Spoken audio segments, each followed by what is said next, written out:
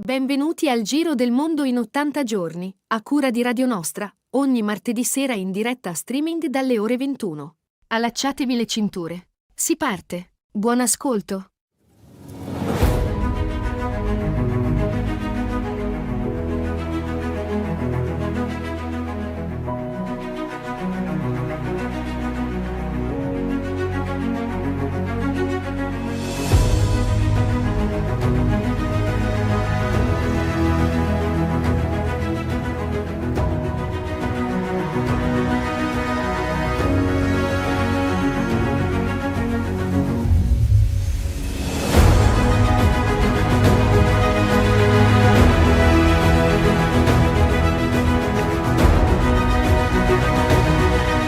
Eccoci qua, buonasera a tutti, 17ª puntata del Giro del Mondo in 80 giorni qui a Radio Nostra, con me come sempre sul cestello della nostra mongolfiera c'è Rossella. Ciao Rossella.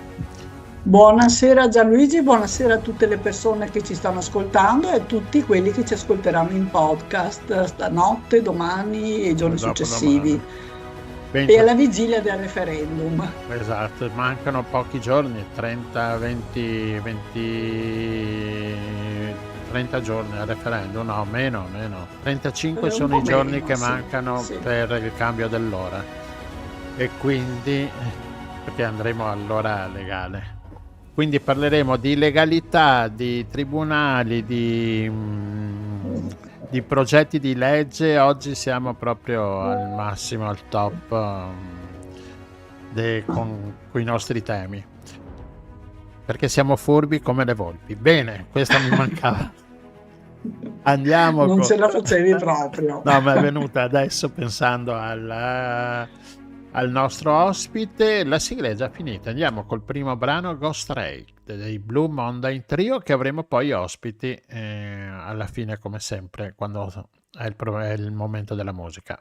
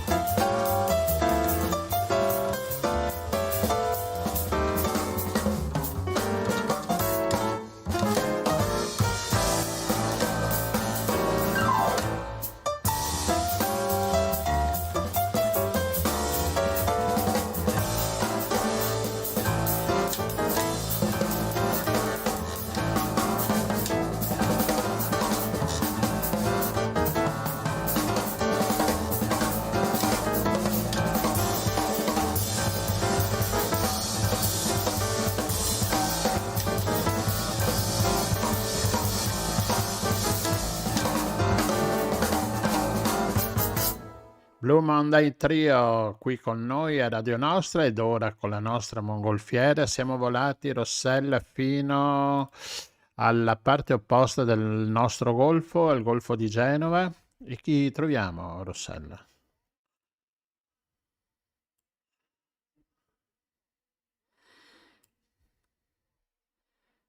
perché fra un mesetto si vota per un referendum e, insomma volevamo sperare di capirci qualcosa di più.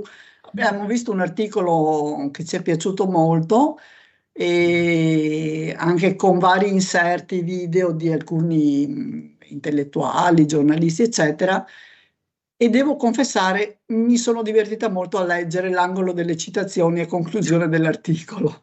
E dopo magari ne accendiamo un attimo. Che va aggiornato di giorno in giorno. Perché spuntano sempre perle nuove, vero? Esatto. Allora, dottoressa, intanto questo è un referendum un po' diverso dagli ultimi per i quali abbiamo votato perché non c'è il quorum, giusto? Esatto, è un referendum costituzionale, quindi è un referendum confermativo di una legge costituzionale già approvata. Diversamente dai referendum, tra gli ultimi che abbiamo fatto, che è un referendum per abrogare delle leggi. Quindi questo non è un referendum abrogativo, ma un referendum confermativo e è senza quorum. Quindi votassero anche sui milioni di aventi diritto, votassero 100 persone, chi prende un voto in più vince. Ecco, questo è molto importante dirlo perché tra l'altro siccome purtroppo ultimamente insomma le elezioni vanno abbastanza deserte, ecco, sarà bene invece cercare di andare perché la questione in ballo è abbastanza importante, no? Cioè se verrà approvato, se vincerà il sì, con questa riforma i processi saranno più veloci, funzionerà tutto benissimo e sarà un mondo meraviglioso. No, in realtà come ci hanno spiegato anche gli stessi estensori della riforma, cioè Nordio, la senatrice Giulia Bongiorno, questa riforma, che è impropriamente chiamata riforma della giustizia perché suona bene, in realtà è riforma della magistratura e non ha niente a che fare con l'efficienza della giustizia, con l'accelerazione dei processi, con la destinazione di risorse, con, se vogliamo, anche con la diminuzione di errori giudiziari, non ha assolutamente niente a che fare con la efficienza della giustizia. Ha a che fare con tutt'altra cosa, cioè con la riduzione dell'autonomia, incidere sull'autonomia della magistratura, riformando profondamente l'organo di autogoverno e di tutela che è il Consiglio Superiore della Magistratura, rendendolo che al momento è uno, giusto? È un organo. Al momento è un Consiglio Superiore della Magistratura, perché la magistratura è unica, come vuole la Costituzione, presieduto dal Presidente della Repubblica, e il vicepresidente è un componente di nomina politica, e poi è composto per 2/3 da magistrati eletti dai colleghi magistrati e per 1/3 nominati da professori, avvocati, cosiddetti membri laici, nominati in seduta comune dal Parlamento. Quindi, e questa è la situazione attuale. Sì. Invece la riforma che noi abbiamo capito, noi abbiamo sentito tanto parlare di separazione delle carriere, ma è questo il punto più importante di questa riforma? No, come ho detto, intanto diciamo che perché mi sono resa conto prima di questo, all'inizio di questo dibattito, che tanta gente appunto giustamente non sa neanche cosa sia il CSM, il Consiglio Superiore della Magistratura, e cosa faccia il Consiglio Superiore della Magistratura. E il Consiglio Superiore della Magistratura appunto è l'organo di autogoverno dei magistrati e ha dei compiti che Calamandrei aveva definito i 4 pilastri dell'autogoverno, che sono nomine di magistrati, trasferimenti di magistrati, le valutazioni periodiche di professionalità e l'esercizio dell'azione disciplinare. È unico.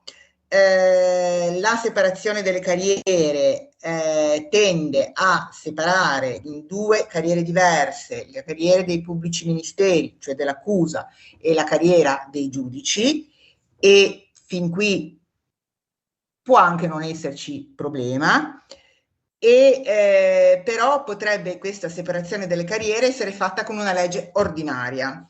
Il fatto che sia fatto con legge costituzionale dimostra che ben più importante è l'altra parte della riforma, cioè la separazione dei consigli superiori della magistratura, uno per i pubblici ministeri, uno per i giudici, e soprattutto le modalità di formazione di questi due consigli superiori della magistratura, che non saranno più elettivi. E cambiando quindi completamente, saranno composti da una percentuale di componenti cosiddetti laici sorteggiati dal Parlamento, sorteggiati in una lista predisposta dal Parlamento, di cui non si dice il numero di persone, diciamo il plafond fra cui sorteggiare, e la componente dei magistrati sorteggiata fra i 9.500 magistrati in servizio. Quindi, siccome la legge, la riforma costituzionale non dice quanti saranno, come sarà, di quante persone sarà la lista nominata dalla politica fra cui sorteggiare i componenti politici, è chiaro che ci sarà una componente politica di soggetti scelti sostanzialmente dalla maggioranza di governo, perché individuerà tra i sorteggiabili quelli che gli interessano, e una parte invece di magistrati scelti praticamente a caso su 9.500 persone, che non rappresenteranno assolutamente nessuno. Quindi avranno due approcci chiaramente diversi, inevitabilmente, nel senso può essere chiunque, quindi fra i 9.500 sorteggiati può essere anche un giudice che non ha nessun interesse a far parte di un organo così, no?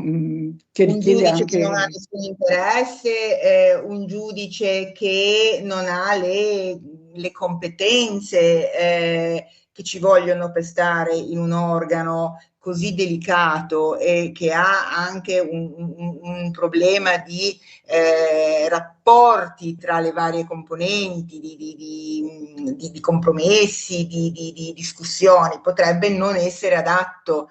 E CSM svolge anche una funzione di altissima amministrazione, per cui appunto ci vogliono delle competenze che una persona deve sentire di avere, e le persone che lo mandano al CSM sanno che sono rappresentate da quella persona. E quando viene detto: ma se tu sei così bravo che hai passato il concorso da magistrato e fai il magistrato e decidi della vita delle persone, figurati, non puoi dire di non essere in grado di fare il componente del Consiglio Superiore della Magistratura, cosa che non è, perché potrebbe esserci appunto il miglior cardiochirurgo che però non è in grado, non è adatto a fare il direttore amministrativo di un'azienda sanitaria, il miglior professore che non è adatto a fare il preside.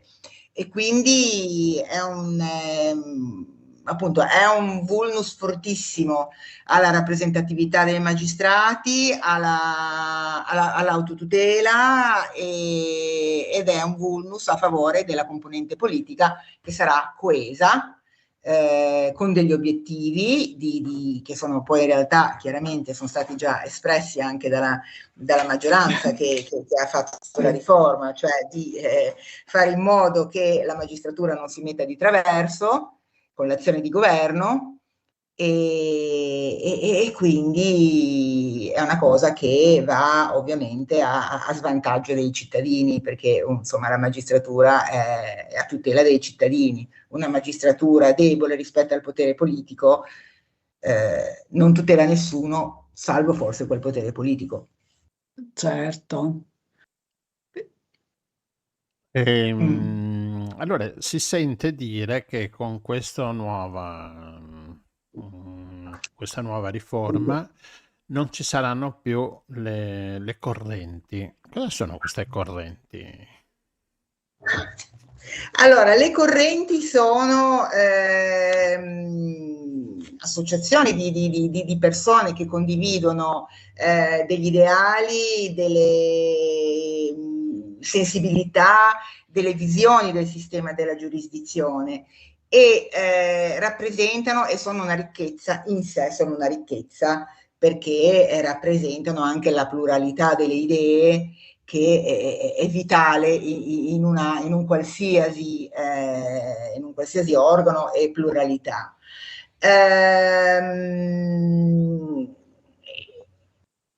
Quindi le correnti ci saranno sempre. Io mi è capitato per puro caso, giusto l'altro ieri, nella cassetta delle lettere mi avevano messo per sbaglio una rivista che non era destinata a me, e ho visto che era una rivista di medicina democratica.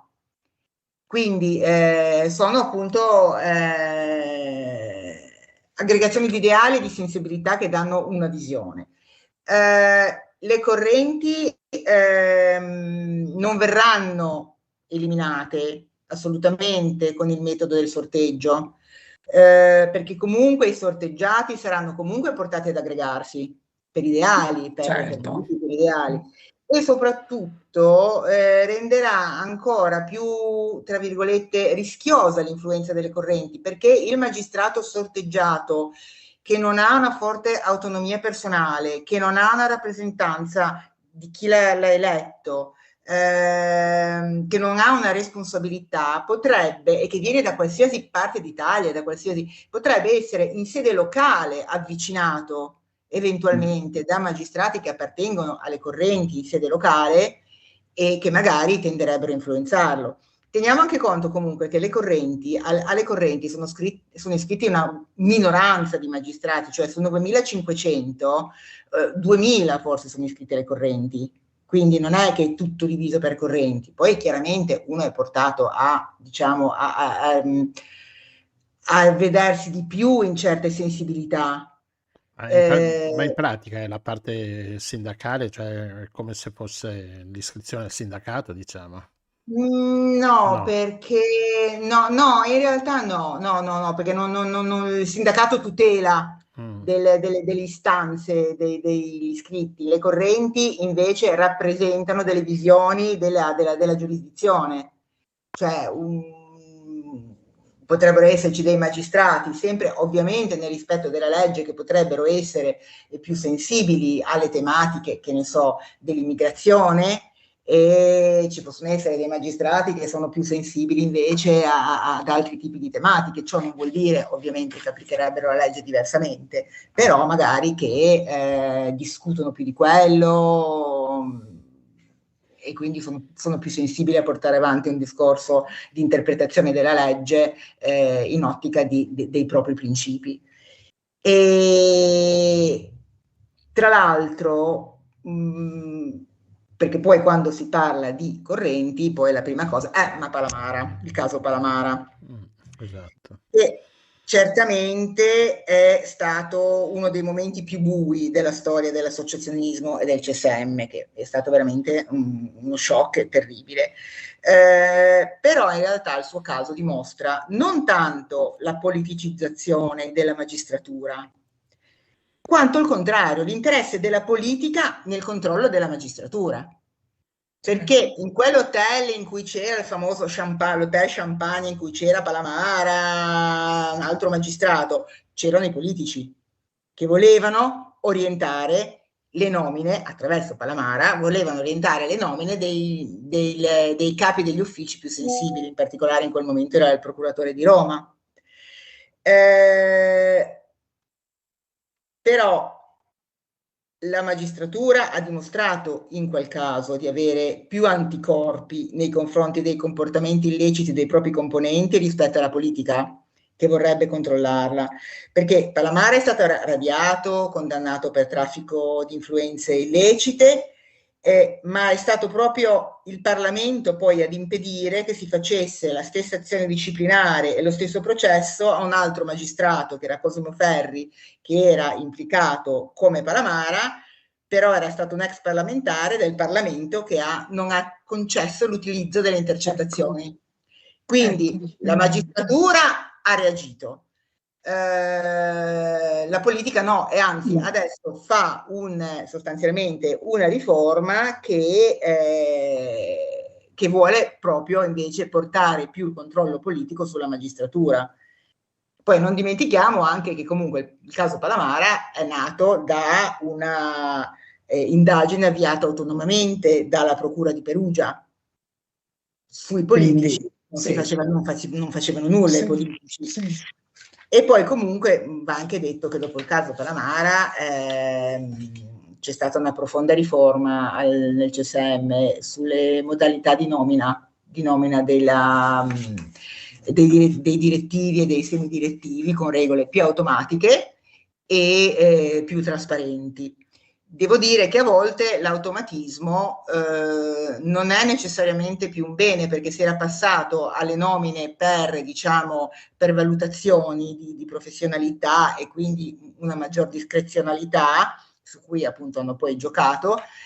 Prima c'era la regola della anzianità pura, cioè graduatoria per anzianità, poteva esserci anche il magistrato con la maggiore anzianità molto meno valido e andava alla Procura di Roma, magari Falcone era secondo, però era più giovane, quindi sono vantaggi e svantaggi.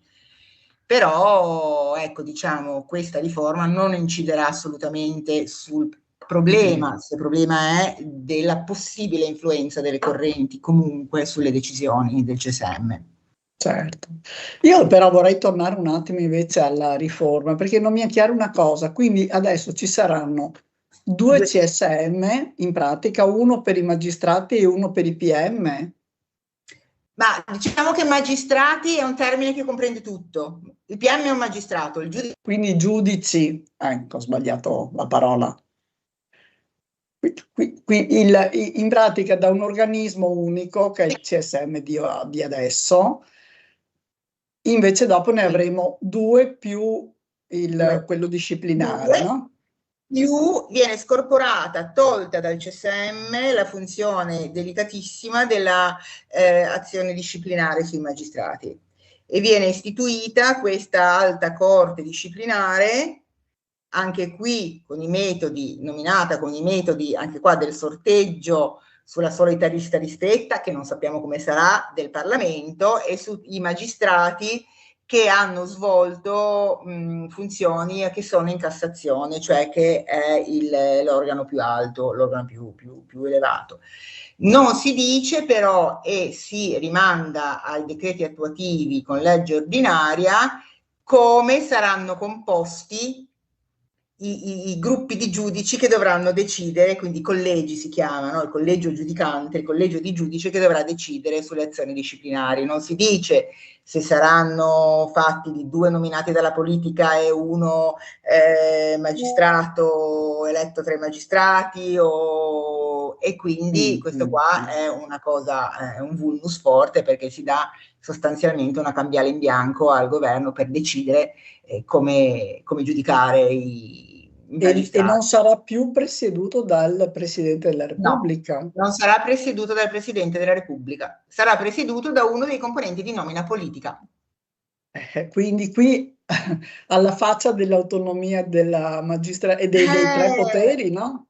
Sì, direi di sì. Poi un'altra cosa molto particolare, cioè molto pericolosa di questa alta corte disciplinare, è che quando ci sarà un'azione disciplinare con condanna di un magistrato, il magistrato potrà ricorrere non a un altro giudice, ma ricorrere alla stessa alta corte disciplinare, quindi con un collegio diverso, però sempre all'interno dell'alta corte, ed è l'unico organismo, l'unico caso in cui, in violazione dell'articolo sul giusto processo, non c'è la possibilità non è scritta perlomeno in questa riforma costituzionale, di un ricorso a un organo terzo, cioè la Cassazione, perché adesso le sanzioni disciplinari irrogate dal CSM si può fare ricorso alla Corte di Cassazione a sezioni unite, cioè il più alto organo giurisdizionale.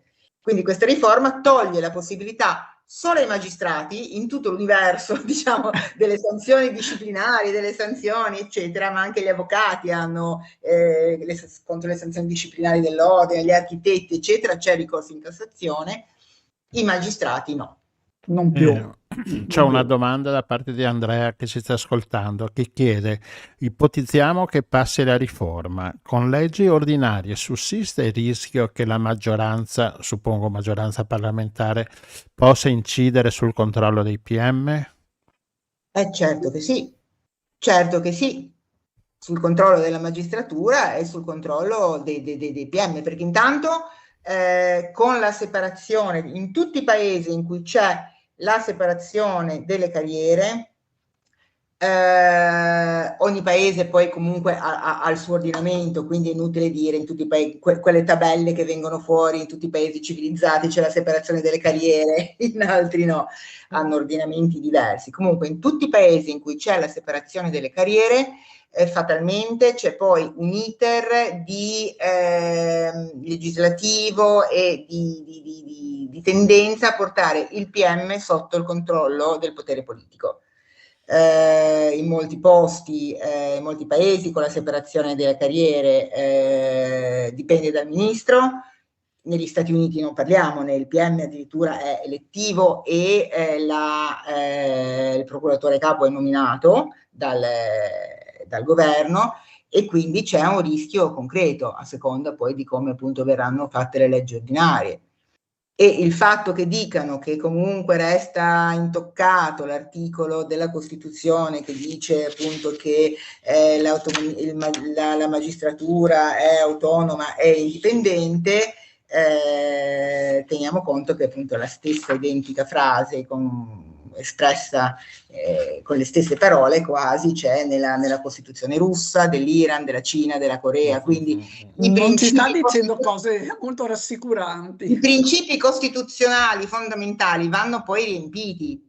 Anche lo stesso principio della Costituzione, l'Italia è una repubblica basata sul lavoro, parliamone, cioè voglio dire, ora non vorrei ampliare, però il diritto alla salute vanno poi riempiti di contenuti. E io non voglio dare una carta in bianco per come riempirlo o non riempirli, certo, se non capisco bene dove stai andando.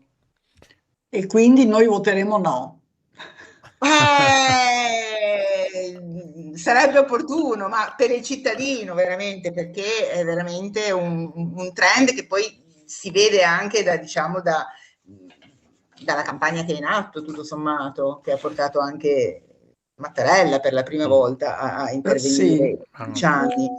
Cioè c'è una volontà espressa e chiarificata proprio verbalmente dalla maggioranza di fare in modo di eliminare, di fare sì che la magistratura collabori col governo invece di mettersi di traverso. E lo vediamo cosa ha fatto con la riforma della Corte dei Conti il giorno dopo dei rilievi sullo Stretto. Certo. Una riforma il 27 dicembre, convocati di corsa e per limitare i poteri. Ma secondo lei l'italiano medio riesce a capire questo referendum? Guardi, se vuole capirlo sì, il fatto è questo, se vuole capirlo c'è modo di informarsi, il problema è che è diciamo bombardato da una serie di informazioni, di notizie anche false, per cui deve volersi informare. E sì, deve fare fatica a informarsi, insomma.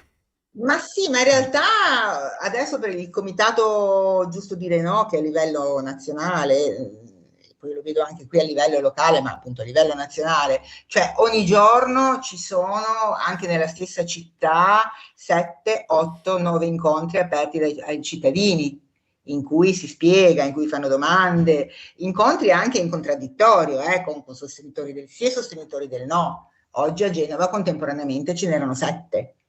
E sono nei circoli, nelle cose degli scout, ce l'hanno chiesto delle parrocchie, circoli arci, circoli ampi, scuole di cucito, cioè chiunque, però capisco che non sia, è un argomento comunque purtroppo tecnico che però può avere... Sa anche cosa? Che ci sono stati un bel po' di depistaggi, nel senso che non so, sui media si dice, si vota sulla separazione delle carriere e invece dopo scopriamo che vengono alterati 7 articoli della Costituzione. Esatto, sì. Per Sì, cui, sì, è un cambio, e poi è un cambio grosso, anche se poi gli articoli principali sono 2 o 3, gli altri sono di contorno, però sono cambiati 7 articoli, cambiati in modo da andare tra l'altro a contrastare con altri articoli della Costituzione che restano in vigore, quindi non si capisce bene cosa succederà, perché certi articoli sono proprio in contrasto con altri. E senza alcun dialogo, cioè è stata approvata come è stata scritta qualcuno ha fatto il conto delle ore in cui, di quante ore sono state nelle camere, insomma negli uffici legislativi, hanno detto sono state tipo 45 ore e hanno fatto tutta questa riforma. Non è stata cambiata minimamente, non è stato consentito alcun tipo di dialogo, di dibattito. Di niente, assolutamente. E non è mai successo una cosa del genere, una volta. Dottoressa, noi la Sì, ringraziamo. Dottoressa, grazie mille per queste Io spero di informazioni. essere stata, il tempo era poco, ci bisognerebbe parlare delle ore, spero di essere riuscita a dare qualche flash, almeno che spinga a voler approfondire. Credo proprio di sì. Noi mettiamo naturalmente nel link anche l'articolo, che è molto bello, bisogna leggerlo con un po' di attenzione per noi profani, ma poi ci sono anche dei video, mettiamo anche il link al blog del nostro amico Guida Letteraria, che questa volta ci ha offerto anche Maurizio. Ciao Maurizio. Maurizio, mio compagno di viaggi. Ah, che bello. E questo non me l'aveva svelato, ma ci sono anche vari video di vari personaggi, insomma, noti che spiegano dal loro punto di vista. E noi la ringraziamo moltissimo. Grazie a voi, è stato un onore. Grazie e vediamo come va a finire. Incrociamo le Va dita. bene. E mi raccomando, andate a votare. Dite a tutti di andare a votare. Certo. Qualsiasi cosa si voti. Va bene? Ma soprattutto se votiamo no, ancora meglio. Meglio votare no, sì, è fondamentale, ma questo ça va sans dire. Arrivederci, grazie. Grazie.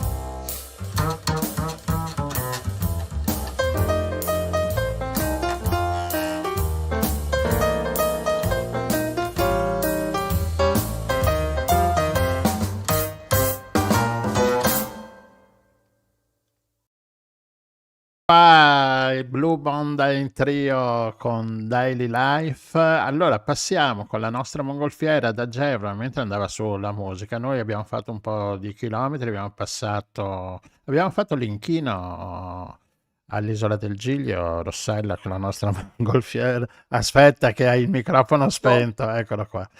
Meglio evitare gli inchini che, come abbiamo visto, poi possono causare qualche guaio grosso. Allora, senza inchini, siamo a Roma adesso e a Roma troviamo chi? Rossella. Abbiamo la nostra deputata del Parlamento del Partito Democratico, Eleonora Evi. Buonasera Eleonora. Buonasera. Benvenuta a bordo. Grazie mille dell'invito, grazie. Allora, perché Rossella abbiamo chiamato Eleonora? Perché abbiamo visto con molto piacere che è stata presentata una proposta di legge sul consumo della carne equina, quindi, e anche sul considerare questi animali come animali d'affezione. Questo vorrebbe dire garantire loro, insomma, di essere protetti, no? Credo, da una serie di pratiche.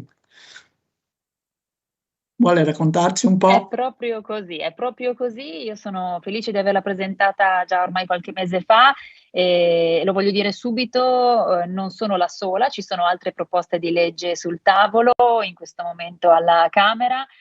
Tra l'altro recentemente proprio calendarizzate nella Commissione Agricoltura, quindi la cosa, diciamo, apre uno spiraglio affinché questa discussione possa andare avanti e possa auspicabilmente portare anche a un risultato. Il risultato qual è? Quello di, in definitiva, definire questi animali meravigliosi come animali d'affezione e vietarne la macellazione. Questo, come dire, è un passaggio che io credo i tempi che stiamo vivendo ci consentono di poter fare, iniziando a ragionare rispetto a un cambiamento che fa parte ormai anche della nostra cultura e infatti delle recenti indagini che io menziono anche nel preambolo, nella relazione introduttiva della mia proposta di legge, fatte da Ipsos l'anno scorso e commissionate da un'associazione che è Animal Equality, ci raccontano di un'Italia che è pronta a questo passaggio, perché per oltre l'80% delle persone che consuma carne, insomma, che consuma carne in generale, dice di non consumare carne di cavallo, e per il ben 75% delle persone questi animali sono, insomma, è giunto il momento di considerarli come animali d'affezione. Alla stregua appunto di tanti altri animali che già oggi godono di questo status, chiaramente cani, gatti, ma non solo, pensiamo a roditori, anche anfibi, per citarne qualcuno, no, di quelli più particolari e che possono appunto godere, diciamo, di una tutela rafforzata e che ne prevede appunto il divieto di macellazione. Con questa proposta di legge si intende fare ciò, si intende mettere sul tavolo una riflessione, appunto, io credo che è al passo appunto con il cambiamento culturale che c'è nella nostra società e che vuole vedere maggiori tutele per gli animali. In particolar modo, parlando di cavalli, è fondamentale dire che questi animali, appunto, meravigliosi, intelligentissimi, che con le persone anche instaurano delle relazioni, dei rapporti anche molto profondi di affetto e di davvero di una relazione molto forte, ad oggi hanno uno status ibrido, perché alcuni sono definiti come non DPA, ovvero non destinati alla produzione alimentare, quindi al consumo, e alcuni invece sono appunto DPA e quindi destinati al consumo umano. E questo loro status ibrido fa sì che ci sia una grande zona grigia e che consente anche, purtroppo, a questo settore di essere molto spesso gestito in maniera molto opaca e dove criminalità organizzata e azioni del tutto, insomma, illegali abbiano luogo sulla pelle e sulla sofferenza di questi animali. Mi riferisco a macellazioni clandestine di moltissimi animali che vengono da circuiti, diciamo, di sportivi o di altra natura e che poi finiscono però appunto al macello, molto spesso appunto con queste criticità, con questa situazione di macello appunto clandestino. E questo è anche un rischio, lo voglio anche dire in maniera chiara, anche per chi consuma questo tipo di Certo. carne, perché molto spesso questi animali sono anche stati oggetto di una serie di sostanze per migliorare la loro prestazione sportiva, quindi sostanze dopanti, e tutte insomma, sostanze che certo non dovrebbero essere presenti nell'alimentazione umana, e quindi questo pone appunto un rischio anche per la salute umana. Ed è una cosa molto particolare il fatto che proprio per la carne di cavallo ad oggi, a differenza di tutte le altre carni di animali allevati, non c'è un obbligo di tracciabilità. E questa cosa, insomma, apre davvero a molte domande e ad un mercato che appunto, come dicevo, molto spesso, troppo spesso, ha anche questa dimensione della clandestinità e dell'illegalità. Però c'è anche da dire una cosa, che il consumo in Italia di questa carne è drasticamente calato e dunque siamo passati dai 70.000 animali macellati circa una decina di anni fa ai 20.000 animali macellati ad oggi nel nostro paese. Quindi una riduzione molto forte e che io credo si può e si debba quindi come dire accompagnare e questo è quello che io scrivo personalmente nella mia proposta di legge. Ho messo un accento sul tema della riconversione degli allevamenti attuali nel nostro paese che fanno questo, e quindi fornire, diciamo, un quadro per cui chi oggi alleva animali, alleva cavalli ed equini per l'alimentazione umana, possa avere un sostegno per una riconversione verso altro tipo di produzione o animale, o perché no, io su questo stresso molto e sottolineo molto l'opportunità di cambiare radicalmente verso produzioni vegetali. Noi oggi abbiamo bisogno anche di ascoltare la scienza, se vogliamo, e la scienza in questo è molto chiara, che sostiene moltissimo la promozione di una dieta vegetale, e abbiamo in questo campo anche delle opportunità di sviluppo e di occupazione molto interessanti che io credo la politica debba cogliere. Quindi ecco, appunto, Ciò l'attenzione sul tema della nonostante però, riconversione. ecco no, ciò nonostante però abbiamo visto che c'è stata già la levata di scudi in qualche località particolarmente magari dove la tradizione è più forte, così che così le tradizioni non vengono conservate, come faremo e come non faremo. Beh, c'è Come Così. un comunicato stampa proprio di questo pomeriggio da parte della senatrice Maria Nocco di Fratelli d'Italia, che dice che questa legge rischia, diventa una legge capestro, perché così vietando la macellazione in Italia si favorisce l'importazione di carne straniera. E quindi secondo lei non andrebbe bene questa proposta di legge. È proprio di oggi alle 13 questo Maria comunicato. Noichl credo che sia una eurodeputata, se non erro, tedesca infatti. È vero, questo può essere, diciamo, un rischio. Già oggi va detto che parte della carne che consumiamo non è di produzione nazionale, ma è comunque di importazione. E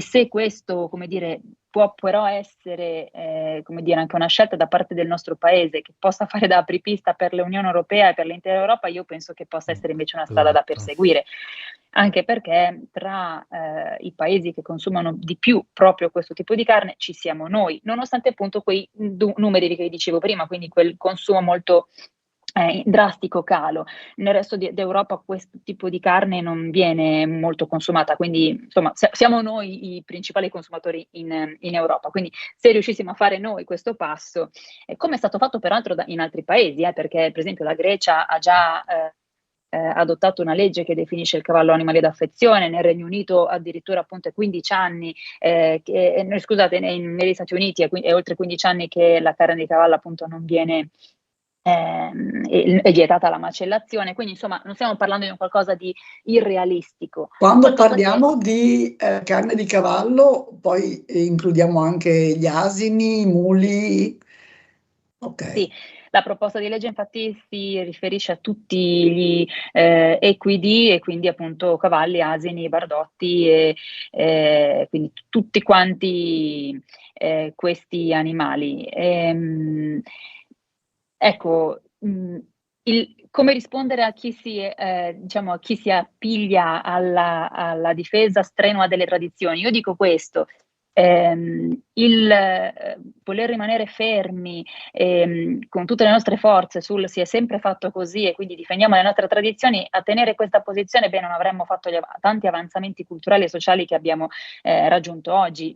Penso al lavoro minorile piuttosto che il voto per le donne, insomma quegli avanzamenti nella nostra società che sono avvenuti a volte con delle prese di posizione anche insomma a volte più forti, a volte meno forti, a volte con facilità, a volte con più difficoltà, ma che in qualche misura hanno segnato un po' un percorso verso una società più giusta e dove appunto certe azioni barbare possono essere lasciate alla storia. Ecco, il cavallo in particolar modo tra tutti gli animali.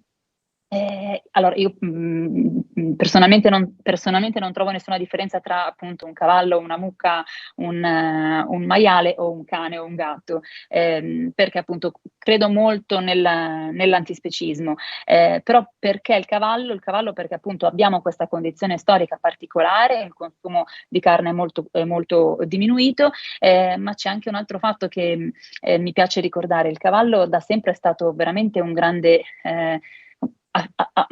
aiuto per l'uomo, un animale che ha aiutato l'uomo, è stato al suo fianco per gli spostamenti, per il lavoro, per tutta una serie di attività, e oggi pensare di finalmente porre fine alla sua macellazione, credo che sia un qualche cosa che insomma si meriti. Esatto. Dobbiamo. Poi Rossella, noi che stiamo anche a cavallino non possiamo di altro. più. Di più. Va bene. Eleonora, speriamo che esatto. Adesso com'è l'iter? Come funziona? Staremo a vedere. Intanto le proposte sono state calendarizzate incardinate nella Commissione Agricoltura, vedremo se effettivamente i lavori partiranno, avranno luogo, o se, come purtroppo anche spesso accade qui, lo devo dire, si arena nei cassetti della stessa commissione.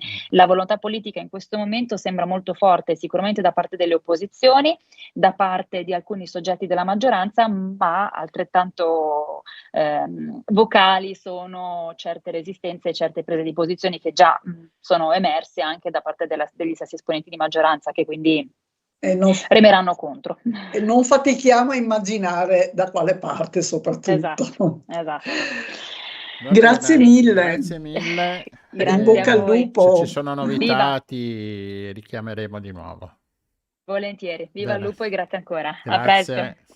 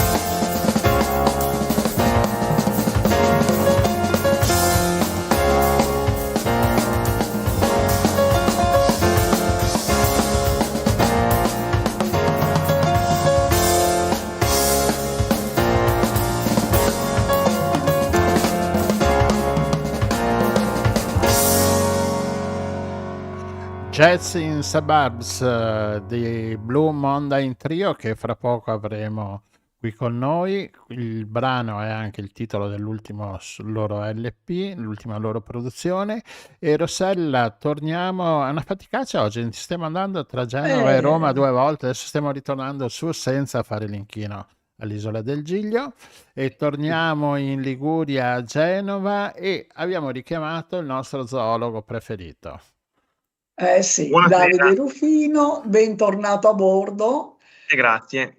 E l'abbiamo richiamato perché la settimana scorsa abbiamo parlato con lui, abbiamo cominciato a parlare con lui delle volpi, di questi animali meravigliosi, ma ci ha detto ho solo grattato la punta dell'iceberg. E allora adesso siamo curiosi di sapere un po' cosa c'è un po' sotto la punta dell'iceberg. Beh, dovete chiedere voi, perché io altrimenti non so veramente da dove cominciare. Allora, io una curiosità ce l'ho subito così, e cioè, tu perché sei così affascinato dalle volpi in particolare? Perché tutti gli animali selvatici sono molto affascinanti, Sì, no? sì, Per sì, a me noi. piacciono tutti, assolutamente, solo che la volpe per me è una marcia in più, ma ognuno ha le sue preferenze, i suoi gusti. Io sono sempre stato affascinato dalla volpe fin da bambino. È una passione, è un amore che ho avuto fin da bambino, perché insomma ci sono stati diversi episodi, però ne ricordo uno in particolare quando da bambino mi ricordo stavamo tornando con la mia famiglia, una serata passata fuori, una strada di campagna, quindi in pratica stavamo guidando nel bosco di notte, quindi mio padre andava a velocità molto molto moderata, al che poi io da dietro guardavo davanti fondamentalmente per non farmi venire mal di macchina. Da dietro improvvisamente ci ha attraversato la strada una volpe e io l'ho vista distintamente. Chiaramente mio padre, andavamo piano, quindi la volpe ha avuto tutto il tempo di attraversare con suo comodo e di sparire nel bosco a lato della strada. Però mi ricordo che la vidi bene, era la prima volta che vedevo una volpe e rimasi affascinato da questa creatura. Era emersa dal buio con questa coda lunga lunga, folta, questi movimenti proprio aggraziati, no? Perché poi sono eleganti nel loro modo di muoversi. È vero. Quindi sì, sono sinuose, sono flessuose, sono belle quando si muovono, anche perché la coda così folta controbilancia il peso, le orecchie grandi, poi lo sguardo. È chiaro che non ebbi tempo di osservare bene tutti questi dettagli, però mi ricordo che mi emozionai perché da bambino, tornando a casa, poi io passai tutta la serata e anche la notte a pensare a quello che doveva vivere questa volpe nel bosco, a quanto doveva essere difficile la sua vita e poi soprattutto a quanto era bella, come mai era possibile che la natura avesse forgiato delle forme così belle. Quindi poi tantissime altre ragioni. Vabbè, è stato un colpo di fulmine. Sì, colpo di Ok. fulmine, ma poi anche il colore, quel colore rosso fuoco e poi gli occhi, lo sguardo. Io ho avuto occasione di guardarle bene negli occhi e hanno uno sguardo proprio, lo sguardo del selvatico, della creatura selvaggia, libera e poi vabbè, crescendo chiaramente l'ho approfondito, l'ho studiata e quindi poi il comportamento, le caratteristiche, l'opportunismo. Poi sai, quando eravamo bambini vedevamo tutti i cartoni animati dove la volpe era sempre il personaggio furbo, quello che gabbava gli altri. Ricorderemo tutti il famoso Robin Hood della Disney, che era chiaramente in una volpe. Ma quelli sono cartoni, però chiaro che adesso quella fase è passata, quindi poi tu passi dalla fase in cui vedi la volpe come il personaggio furbo dei cartoni animati, invece scopri che poi dietro c'è un mondo. In realtà poi quello è solo l'inizio, ti colpisce per le sue doti da opportunista. È un animale, come spiegavo l'altra volta, opportunista poi non nell'accezione negativa che gli diamo noi persone. È un termine che quando si usa tra noi umani, opportunista non ha un bel significato, perché è uno pronto ad approfittarsene degli altri. Sì. In realtà in zoologia, in scienze naturali, l'opportunista è quell'animale che approfitta di ogni situazione, che sa volgere a proprio vantaggio qualsiasi contesto, qualsiasi opportunità la sa cogliere, quindi in realtà poi il fatto che le volpi siano sempre state rappresentate in favole, cartoni, racconti come personaggi furbi è dovuto al fatto che in natura sono animali opportunisti, sono maestre di sopravvivenza. Se lo sanno cavare. Sì, quindi poi da bambino vieni colpito se non altro per l'aspetto dell'animale, perché poi diciamocelo, è bella, è rossa, la coda e così via. E poi crescendo, oltre all'aspetto, ho imparato ad apprezzare anche tutte le altre caratteristiche che hanno questi animali, anche la loro etologia, la loro vita, quello che rappresentano. Quindi sì, insomma, c'è un'infinità di motivi sicuramente. Poi da diversi anni che lavoro con la fauna selvatica, quindi ho avuto anche l'opportunità, il privilegio di lavorare con le volpi, di gestirle in prima persona. Quindi poi quando ci lavori tanti anni e te ne arrivano una dietro l'altra, non esagero se ti dico che in 10 anni avrò gestito qualcosa come 200 volpi, e quindi a forza di vederne, ognuna per carità col suo carattere e con la sua individualità, però è un animale che ho imparato a conoscere, c'è esperienza, e quindi poi è chiaro che amo anche il loro comportamento, che non deve essere in alcun modo deviato dall'essere umano che pensando di fare del bene fa del male.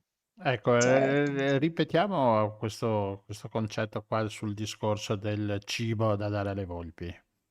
Il cibo da dare alle volpi purtroppo è una delle ultime mode del momento, che purtroppo è stata acuita ancora di più, è cresciuta a dismisura, è diventata proprio una malattia, purtroppo a causa soprattutto dei social media o dell'opportunità che chiunque ormai con un cellulare in mano può fotografare, può scattare il cosiddetto selfie. Odio tantissimo questo termine, io se devo essere sincero lo detesto, stiamo diventando un popolo di imbecilli. Però adesso c'è la possibilità col cellulare di scattare foto qualsiasi cosa, e questo ha portato a permettetemi il termine, a un rincoglionimento generale delle persone. Ci sta tutto. Che ci sta tutto, che c'è una continua ricerca dell'attenzione, del riscontro, dell'esibizionismo, e un ego che va pagato di continuo, un bisogno costante di attenzioni, e quindi per proclamare al mondo la loro esistenza, le persone sfruttano gli animali, quindi c'è l'animaletto, gli do da mangiare, l'animaletto si avvicina, io faccio la foto mentre do da mangiare all'animaletto, la metto sul social media, su Facebook, su Instagram, su TikTok, su tutte quelle piattaforme di cui non voglio neanche fare l'elenco, con tutti questi nomi sciocchi, stupidi che hanno, e poi alla fine arrivano i commenti, i cuoricini, le condivisioni, e quindi poi alla fine la gente sfrutta l'animale per avere notorietà, per avere quel momentino fugace di gloria personale, per appagare un ego evidentemente non risolto. Sono tutti lì a farsi la fotina con l'animaletto, con la volpe, con quant'altro, e la volpe diventa, come dico sempre io, un manichino, un pupazzo da social, perché poi per queste persone quello è, la attiro così mi faccio la foto, e quindi in questa costante ricerca di attenzione, perché è proprio un bisogno morboso di farsi vedere, di dire al mondo io esisto, insomma costante ricerca di attenzioni, c'è qualcosa di non risolto. Oppure c'è chi dà da mangiare alle volpi proprio perché è sinceramente convinto di far loro del bene. Però c'è tutta una serie di ragioni che assolutamente non si dovrebbe mai dar da mangiare agli animali selvatici, dunque nemmeno alle volpi.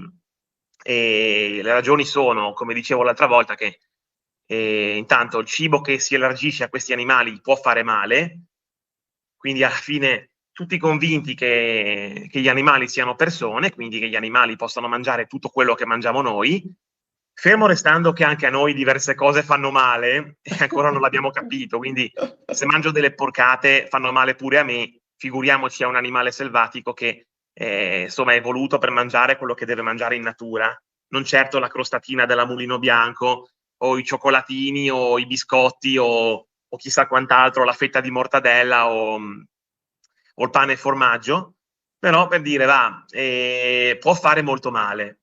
E quindi ai nostri occhi la volpe mangia, prende il cibo, dici vabbè ma piccina, guarda lì che fame che ha, come mangia, poi La volpe non te lo dice quando poi va dietro l'albero dopo 5 minuti e si vomita anche l'anima perché sta malissimo, o che magari poi ha delle ripercussioni di salute.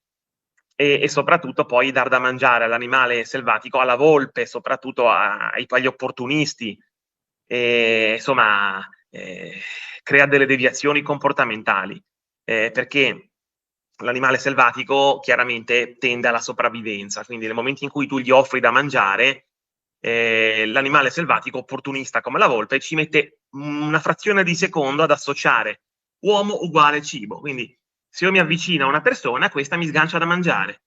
E quindi poi le volpi, glielo dai una volta, hanno già capito. Gli basta una volta e hanno già capito quello che, come funziona il meccanismo. Io mi avvicino alle persone e mi danno da mangiare. Se poi questo meccanismo viene continuamente rinforzato, quindi se ogni volta che la volpe si avvicina a un essere umano viene ricompensata col cibo, sapete come funziona con i premietti, no? Cioè un rinforzo del comportamento significa che questi animali diventeranno dei tossicodipendenti da cibo elargito dalle persone, perderanno qualsiasi tipo di diffidenza con l'uomo, quindi animali che di solito sono timorosi nei confronti delle persone, giustamente, le volpi hanno paura in natura dell'uomo, una volpe è un animale che non si avvicina alle persone. Nel momento in cui, ahimè, capisce e c'è questa deviazione comportamentale, questa associazione, la volpe perde la paura e si avvicina. Nel momento in cui la volpe perde la paura e si avvicina, è difficilissimo, ve lo posso assicurare, tornare indietro. Anzi, invertire il processo. Impossibile.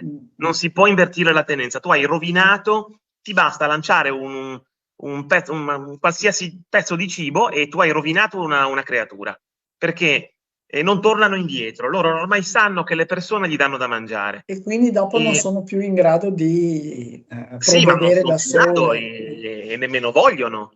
Perché poi, certo, alla fine l'animale selvatico, la volpe, fa quello che è più conveniente per sopravvivere. L'evoluzione l'ha pianificata per questo. Quindi la volpe istintivamente dinanzi a un predatore, come potremmo essere noi, scappa. Nel momento in cui la volpe sceglie di avvicinarsi e di non scappare davanti a una persona, in quel momento riesce addirittura a resistere, insomma, resiste all'impulso di fuggire, quindi rinuncia a fuggire, che è ciò che le dice l'istinto, perché l'impulso di restare è più forte, perché l'impulso di restare per avere da mangiare evidentemente è l'istinto di sopravvivenza è più forte in quel senso che nella fuga. Quindi nel momento in cui l'istinto di fuga viene annullato perché la volpe corre il rischio e quindi è disposta a rischiare perché il premio è migliore della fuga, hai rovinato l'animale a quel punto lì, e si chiama assuefazione, abituazione, e le volpi che cominciano a girare intorno alle persone lo sappiamo che fine fanno. Io dico sempre alla volpe confidente, alla volpe morta, perché è una volpe che cerca le persone e non è che sono tutti pronti col bocconcino, c'è anche chi le volpi gli spara, c'è anche chi mette del veleno, c'è anche chi mette delle tagliole, dei lacci, ci sono i bracconieri, ci sono i malintenzionati, e poi una volpe che gira in cerca delle persone purtroppo sosta sempre nei pressi delle strade, quindi quando cominciano a intrufolarsi, a girare per i paesi e le città, finiscono quasi sempre investite, perché si mettono lì a bordo strada, con quel fare da mendicante, si mettono a bordo strada, stanno lì, stazionano a bordo strada sul marciapiede o sulla corsia di emergenza, comunque sostano a bordo della carreggiata per ore, tutta la notte, perché pensano molto meglio stare qui, che prima o poi qualcuno si ferma, piuttosto che andare nel bosco a cacciarmi dei topi. Quindi poi, alla fine, qualcuno che arriva a 120 all'ora e le schianta, lo trovano. Qualcuno che le ammazza, lo trovano, perché stando a bordo strada è pericoloso. Senza contare che la volpe è un animale che ha un suo equilibrio in natura, ha un suo ruolo in natura, e nel momento in cui si mettono a mendicare il cibo, disimparano a svolgere il loro ruolo in natura, smettono di cacciare, si disabituano a cacciare. Nel momento in cui sono chiamate a ritornare a farlo perché non c'è più chi gli dà da mangiare, hanno difficoltà a ricominciare. Quindi sono animali snaturati, alienati e, come dico sempre, disadattati, perché non sono più in grado. Davide, sì. Poi ti volevo chiedere una cosa. Se noi volessimo capire se abbiamo delle volpi che ci girano intorno, che vengono nei nostri giardini, così, che tracce possiamo cercare? Le fatte. principalmente le fatte, cioè Le insomma, fatte. le feci, gli escrementi, Sì, che quelli sì. delle volpi sono abbastanza riconoscibili. Poi io, quando giro per i boschi e ne vedo alcune, cioè indago, riesco a capire più o meno cosa ha mangiato la volpe. A volte nelle fatte delle volpi trovi i semini e i noccioli della frutta selvatica, delle amarene, delle ciliegie selvatiche, o i semi delle more, dei lamponi. Quindi capisci, oppure piccole ossicine di micromammiferi, pelo, però sì, le fatte principalmente, che hanno un odore particolare. Io ormai lo conosco a memoria. Io a volte nel bosco, quando cammino, mi fermo ad annusare l'aria perché mi colpisce la scia e sento io prima la fiuto la volpe, poi vedo la fatta, prima la fiuto, mi fermo, cerco e poi trovo sempre gli escrementi. È una deformazione professionale, Ti è stai quasi a livello patologico. trasformando in volpe. Ma probabilmente sì, il pelo è già rosso, quindi insomma, sono già nato così, ecco. Ascolta, ma Evidentemente invece le tane come sono le tane delle volpi? Dove le dormono? tane, allora, in realtà la volpe non scava quasi sempre non scava sempre la sua tana, anzi in realtà preferisce spesso occupare tane sfitte di altri animali. Ecco. Se trova le tane che altri animali hanno scavato, come ad esempio tassi, che però magari non occupano più quella tana, quel cunicolo, la volpe magari Se lo se la aggiusta un prende. po', completa l'opera, la rimette un pochino a punto, se la ristruttura un attimo, però poi la occupa. Cioè, possono anche scavare, però la volpe è difficile che si mette lì da zero a scavare, perché non è un animale, fondamentalmente non è un animale scavatore come il tasso. Però sì, sono delle gallerie, sono dei cunicoli. In realtà non sono complessi di gallerie come le tane dei tassi, che fanno dei complessi di gallerie veramente dove più canali, più cunicoli si intersecano con le stanze, con più uscite. Quelli sono i tassi. In O anche realtà le le volpi, marmotte, anche le marmotte anche si le fanno. marmotte, sì. Sì, sì, vero. Ma le volpi fanno qualcosa di molto più semplice, un ingresso che porta fondamentalmente a due camere, poi, dove in genere allevano i piccoli e dove poi possono portare da mangiare, o O comunque sia poi. ripararsi. Sì, le volpi poi usano la tana principalmente nel periodo riproduttivo. Cioè, la volpe, quando non è in periodo riproduttivo, sì, si ripara, si cerca degli anfratti, però difficile che sia tanto legata alla tana. Quando non è in periodo riproduttivo sì, può esserlo, ma devono essere già gli adulti stanziali che stanno ormai lì su quel territorio. Ma la tana viene usata principalmente per crescere i piccoli, e adesso stanno cominciando a nascere, infatti, perché Ah, da questa è fine la Questo è il stagione. periodo. Ok. sì, sì, è il periodo. Le volpi si accoppiano in genere a gennaio, quindi in pieno inverno, prima metà dell'inverno, va? In genere nel mese di gennaio. La gravidanza dura 53-55 giorni, quindi 2 mesi scarsi, e poi in genere nel mese di marzo vengono alla luce i piccoli. Mese di marzo, poi anche aprile, cioè ne nascono anche ad aprile. Qualche piccolo tardivo può venire alla luce a maggio, ma sono proprio gli ultimissimi, che spesso sono dati alla luce da femmine non dominanti, femmine subordinate, e quindi se hanno gravidanze in ritardo, perché magari vengono coperte dal maschio in ritardo, perché sono scappatelle un po' al di fuori della loro stagione, della stagione riproduttiva, però in genere a dare alla luce i piccoli per prime, già da fine febbraio-marzo, sono le femmine, quelle un pochino più mature, quelle un po' più esperte, che non sono al primo parto. Invece quelle che danno alla luce i piccoli già ad aprile, o addirittura qualcuno a maggio, in genere, perché poi non c'è niente di scritto nella pietra, in genere sono le femmine, quelle che al primo parto, quelle un po' più inesperte, quelle subordinate, che non dovrebbero avere piccoli, ma che in qualche modo si fanno la fuitina e riescono a farsi coprire dal maschio di quel territorio lì, che non lo dice alla compagna, chiaramente, e quindi possono Negare, avere. sempre negare, vero? Sì, sì, no, ma in realtà le volpi sono monogame, quindi c'è una coppia fissa, e loro cioè, collaborano nella crescita dei piccoli, il maschio e la femmina, quindi sono abbastanza uniti.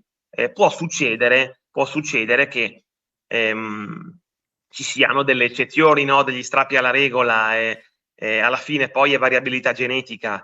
Alla fine è una strategia evolutiva anche quella. Talvolta magari in una cucciolata ci sono 5 cuccioli, 5 volpacchiotti, di cui 3 sono di un maschio e 2 sono di un altro.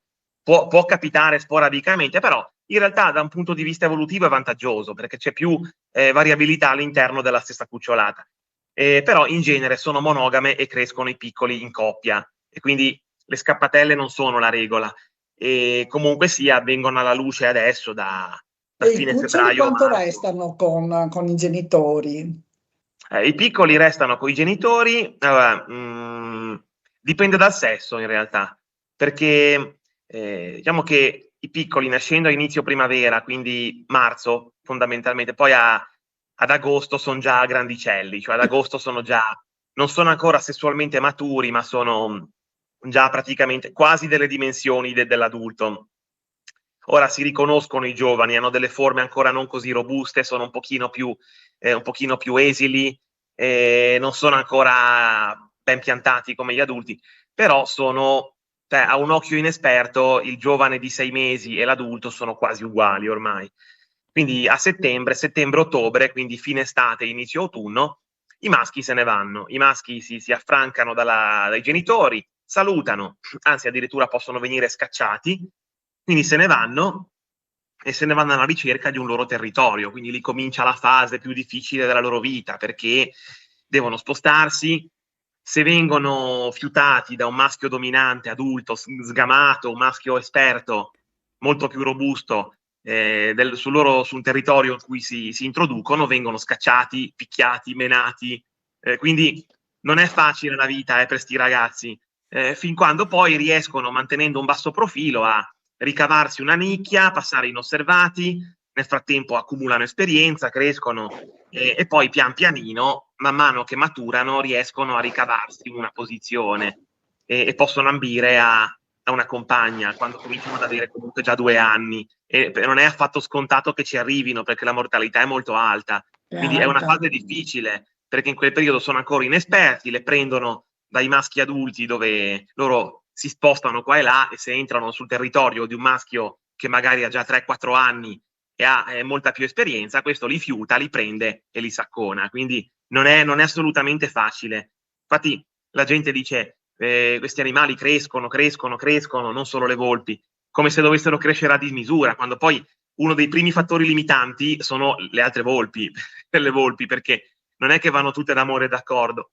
Le femmine invece restano generalmente con la madre il primo anno. Questo non vuol dire che la seguono come delle ombre, però restano a gravitare sullo stesso territorio della madre, si tengono in contatto, possono passare un po' di tempo insieme, chiaramente da subordinate, sono sottomesse, sono le figlie, quindi se ne devono stare, e possono restare la primavera seguente aiutando a crescere la cucciolata che viene alla luce l'anno dopo. Quindi restano con la madre, e quando poi la madre partorisce di nuovo fanno le tate, fanno le sorelle maggiori e aiutano a crescere i piccoli, quindi li sorvegliano, procurano il cibo, aiutano la coppia dei genitori, si chiamano le aiutanti, le helper, restano con loro, si fanno esperienza di crescita di piccoli, così quando poi dovessero allontanarsi al secondo anno, un po' di esperienza se la sono già fatta. E quindi le femmine sono un pochino più mammone, restano con la madre. Comunque i piccoli nel primo mese è difficile che escano dalla tana. Sono Davide, piccoli. allora, Sì, certo. no, ti ascolteremo fino a, Sì, dimmi. fino a quando i volpacchiotti sono diventati grandi, ma invece abbiamo altri ospiti. Ma certo, sì, poi se no finiamo a chissà a che ora. Allora, noi ti ringraziamo moltissimo e torneremo a chiamarti, perché ce l'avevi promesso che avremmo parlato di mustelidi, magari fra qualche settimana. Ce ne sono addirittura 7 specie in Italia, quindi ce n'è da dire. Quindi Alcune delle quali racconterai. anche abbastanza a rischio, purtroppo. Ecco. Grazie mille intanto. Mille. Ci mancherebbe, grazie a voi, buona serata. Alla prossima. Ciao, grazie. Saluti. Ciao.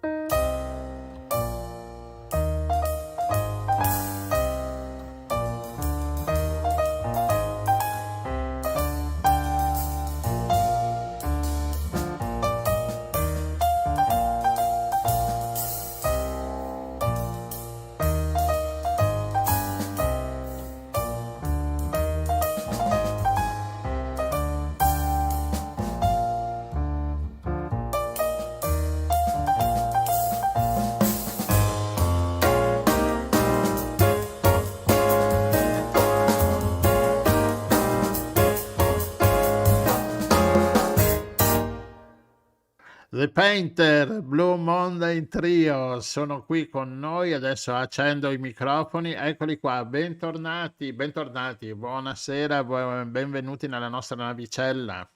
Buonasera. Con la nostra navicella, Rossella, siamo tornati di nuovo a Roma senza fare l'inchino Siamo all'isola tornati del di nuovo a Giglio. Roma. Siamo di nuovo a Roma con Blue Monday Trio e che in questi giorni, no, insomma a novembre, insomma alla fine dell'anno, siete usciti con un nuovo disco. Sì. Esatto. Esatto. Esattamente. E appunto, raccontateci un attimino il jazz in the suburb, come mai questo jazz in periferia, diciamo.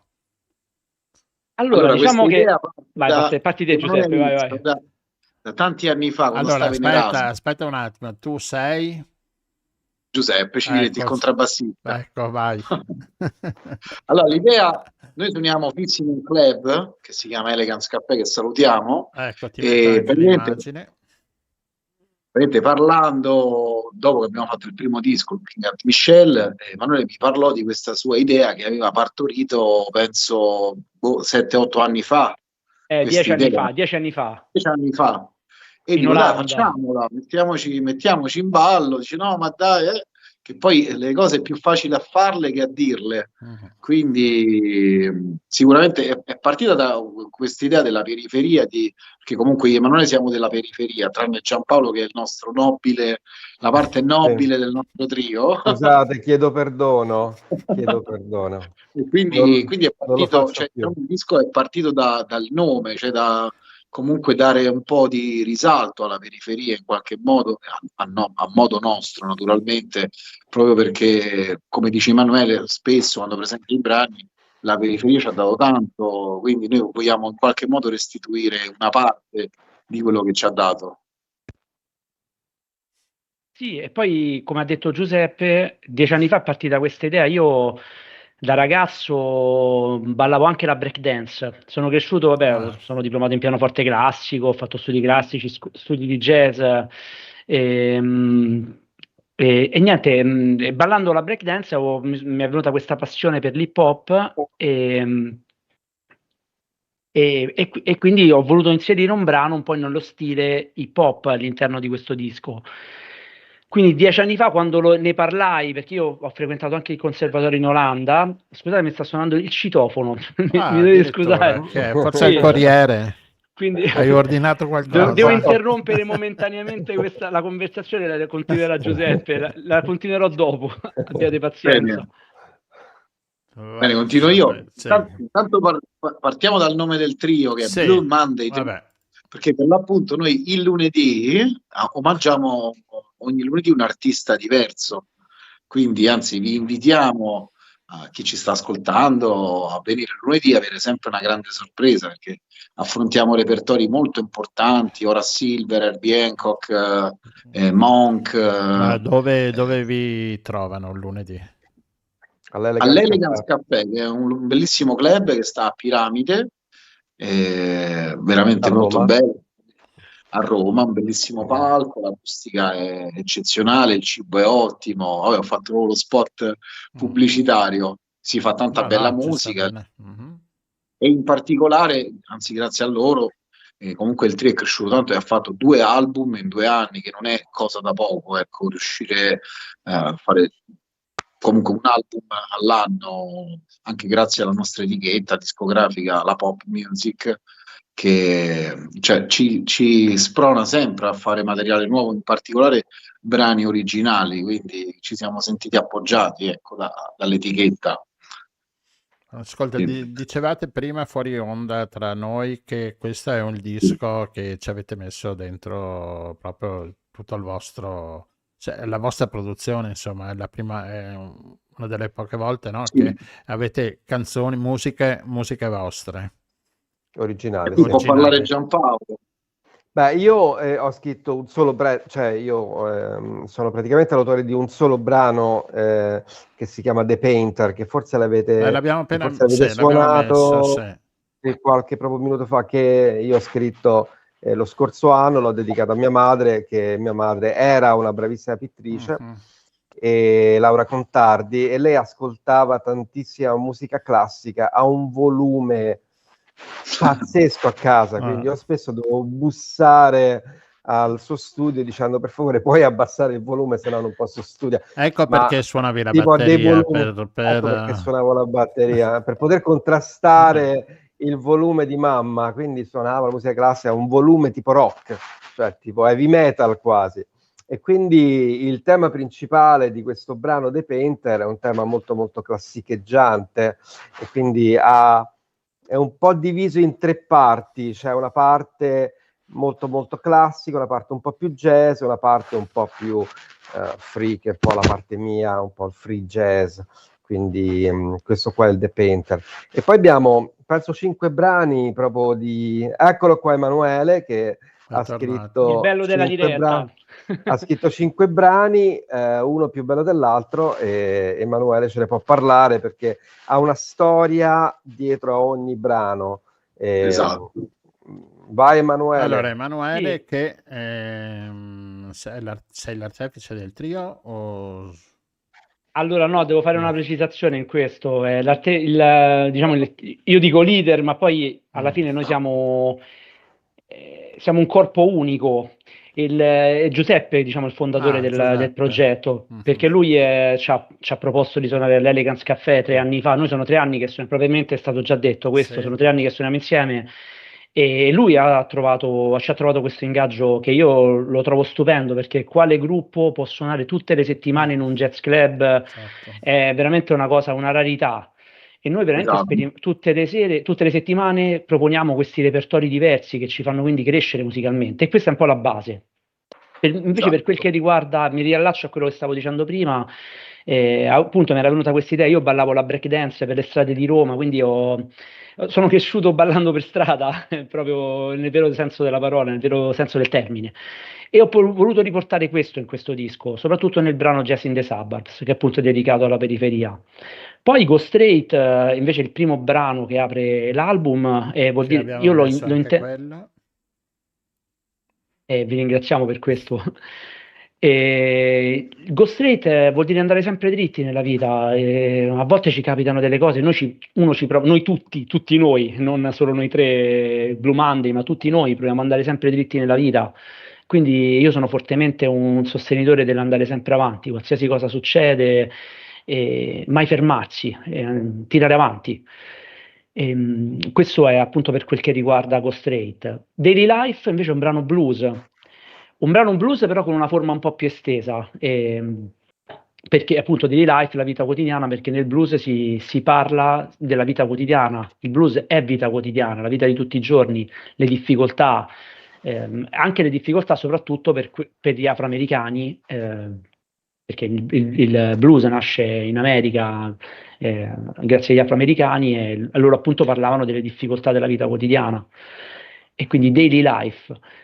The Present is a Gift invece il presente è un dono. Io credo anche questo, che ogni attimo per noi è un regalo, è prezioso. Noi dobbiamo veramente vivere ogni momento, anche se non è facile, perché siamo presi da tante cose, la nostra mente è continuamente bombardata di messaggi, pensieri, e invece il presente è un regalo, noi lo dobbiamo cogliere, lo dobbiamo vivere. The Painter, come sicuramente ha detto Giampaolo, è dedicato a sua madre, che era una pittrice. E poi ci sono i 2 standard. Ho tralasciato qualcosa, Giuseppe? Sì, Jazz in the Suburbs. Emma's Bop. Grazie Giuseppe. E perché io sono un amante del bebop, amo tantissimo Charlie Parker, Dizzy Gillespie, Thelonious Monk, Bud Powell, e quindi ho voluto fare un omaggio anche al bebop. Emma's Bop, Emma sarei io, Emanuele. Molto semplicemente. E poi c'è Jazz in the Suburb, che invece spezza un po' tutto quanto il cordone bebop, hard bop, perché è un brano hip hop. Era nato, richiama un po' quello stile. Sì.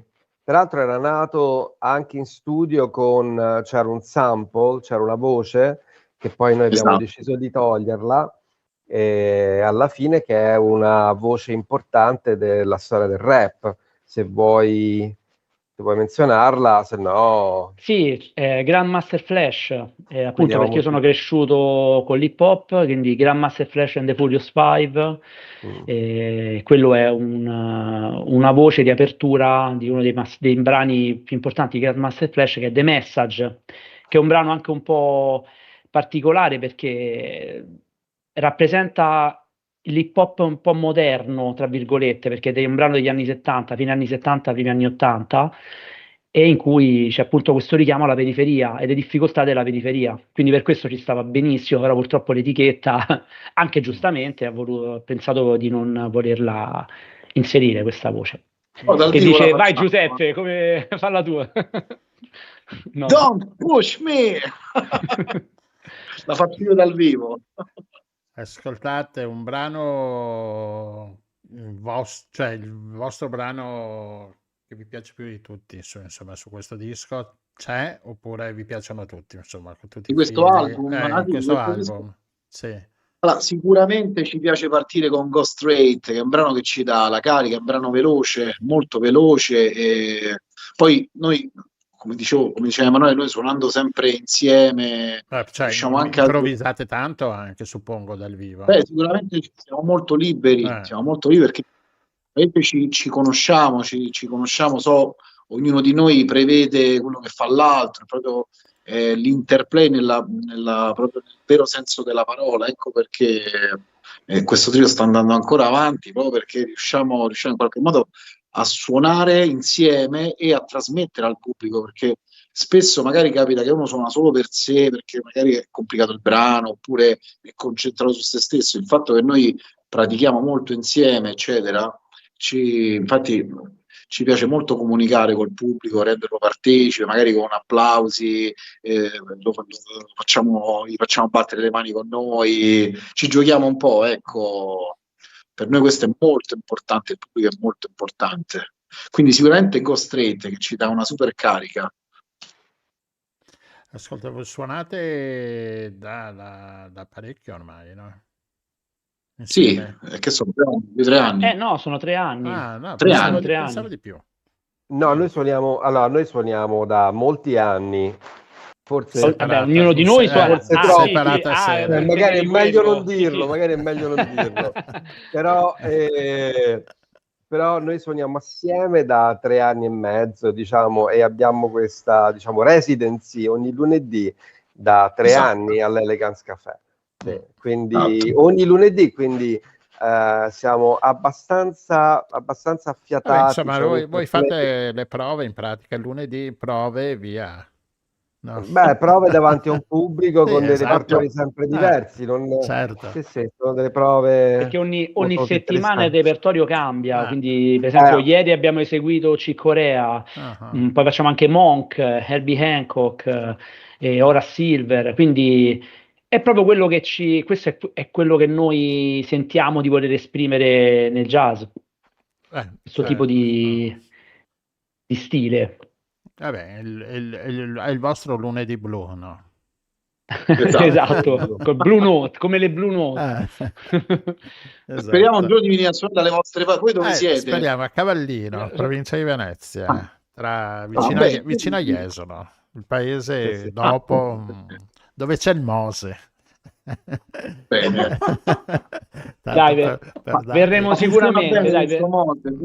Funziona sto Mose? Funziona. No, funziona, sì, con tutti i soldi che ci abbiamo messo, vuoi che non lo faccia. Crea anche molti problemi, però. Adesso sta creando vari problemi, ne parleremo anche nelle prossime trasmissioni, perché fa diventare la laguna uno stagno, essendo sempre chiuso non c'è ricambio d'acqua, ma questo esatto, un altro discorso. Noi comunque siamo pronti a partire, basta che ci fai trovare qualche barattolo per la batteria, un contrabbasso pure con 3 corde. Il contrabbasso ti do il mio, la batteria la troviamo e via. Prendiamo un treno dalle parti vostre dove si può suonare, se c'è qualche club ci fa piacere. Purtroppo non siamo molto ben presi come Roma, dove c'è anche la Casa del Jazz, no, ci sono vari locali a Roma dove ci si può sbizzarrire. Roma considera che è la città europea con più music club, europea, non italiana. Davvero? Sì, infatti sono rimasto sbalordito anche io, perché tantissimi luoghi, ti parlo di luoghi che possono essere pure enoteche, eccetera, investono molto sulla musica. Quindi a Roma, se un musicista non riesce a suonare, il problema è il suo, perché a Roma si fa tantissima musica. Che bello, bello è vero, questo, è vero, dai. Confermo. Si fa tanta musica, quindi a Roma c'è un bel movimento. Ecco perché è un po' difficile uscire da Roma, perché si lavora bene. Questo è il problema. Noi vorremmo venire a Torino, a Milano, a Bologna, però non è semplice sempre organizzare delle tournée. Ci stiamo muovendo un po'. Poi avete sempre i lunedì fissi da voi, quindi... Sì, ma vorremmo anche il martedì. Queste cose che Giampaolo non ci sono festività per noi. Giampaolo è un uomo che è sempre in tournée, ma veramente, seguitelo sulle sue pagine. Modena, Trieste, ma il lunedì, non so, forse si teletrasporta, riesce ad essere sempre a Roma. Va bene. Dai, in realtà gli prestiamo noi la mongolfiera.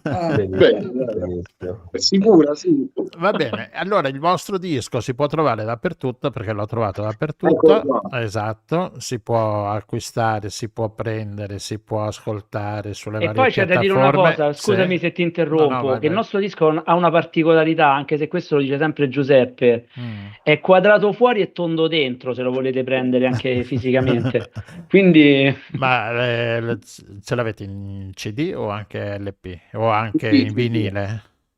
Vinile lo vorremmo fare, magari poche copie, una tiratura limitatissima, gli amatori. Per esempio io sono collezionista di vinili, quindi mi piacerebbe avere un vinile della mia musica, sarebbe bello. Sì. Comunque sta tornando di moda. Sta tornando, sì, caspita. Ultimamente tanta gente lo produce. Va bene, grazie mille. Adesso io volevo mettere Little Piece in C for You, che l'ho trovato carino, divertente. È di un altro disco, no? Di un altro lavoro. Del nostro primo disco, Looking at Michelle. Perfetto, sì. Okay. È un album dedicato a Michelle Petrucciani, che tra l'altro l'abbiamo presentato anche alla Casa del Jazz nel 2023. Bene, vi saluto e ci ascoltiamo questo pezzo. Ciao e in bocca al lupo. Ciao, grazie. Grazie. Grazie per